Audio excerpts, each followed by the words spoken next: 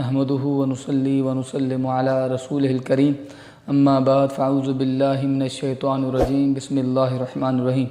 حمد و ثنا کے بعد میرے معزز سامعین کرام، اللہ تبارک و تعالیٰ نے اپنے فضل سے کئی اپنے گناہ گار بندوں کو، خطا کار بندوں کو اپنی نعمتوں سے نوازا۔ ایک مشہور معروف اللہ کے ولی گزرے ہیں حضرت شیخ ابراہیم بن ادھم۔ ان کے بارے میں آتا ہے کہ وہ اپنے گھر میں سو رہے تھے، اپنے تخت پہ سو رہے تھے، شاہی بسترے پر سو رہے تھے۔ رات کا ٹائم تھا، اچانک اس کے گھر کی چھت کے اوپر سے کسی کے چلنے کی آواز آئی۔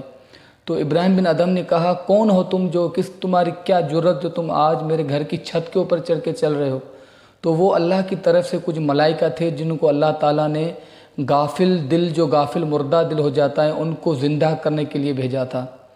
تو انہوں نے کہا، ہمارا اونٹ گم ہو گیا ہے، ہم اپنے اونٹ کو ڈھونڈ رہے ہیں۔ تو حضرت ابراہیم بن ادھم نے کہا، تم کیا پاگل ہو؟ رات کے ٹائم اور گھر کی چھت کے اوپر تمہیں کہاں سے اونٹ ملیں گے؟ میں حیران ہوں تمہاری اس بات پر۔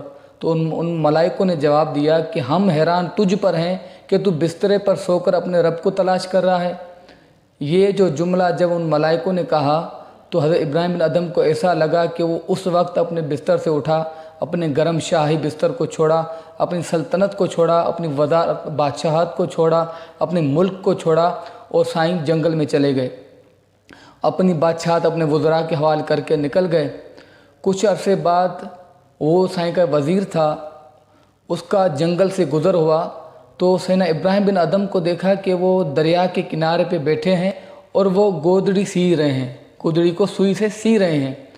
تو جیسے وہ وزیر وہاں سے گزرا اور حیران ہو کے دل میں سوچ رہا تھا، یا اللہ، اس پاگل کا کام دیکھو، یہ ہمارا بادشاہ تھا، اتنی بڑی اس کی بادشاہ تھی، شاہی اس کے بستر تھے، شاہی کھانے تھے، اس کے کتنے غلامیں کنیزیں تھیں، ملک کا بادشاہ تھا، آج پھٹے ہوئے کپڑے پہن کر گودڑی سی رہا ہے۔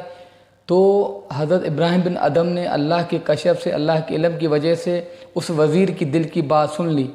پھر آپ نے وزیر کو بلایا، وزیر ادھر آ، تو کہتا ہے نا کہ میں نے اتنی بڑی دنیا کی بادشاہت چھوڑ دی۔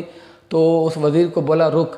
سائیں کے ہاتھ میں جو سوئی تھی وہ سائیں نے دریا میں پھینکی اور مچھلیوں کو حکم دیا کہ میری سوئی لے آؤ۔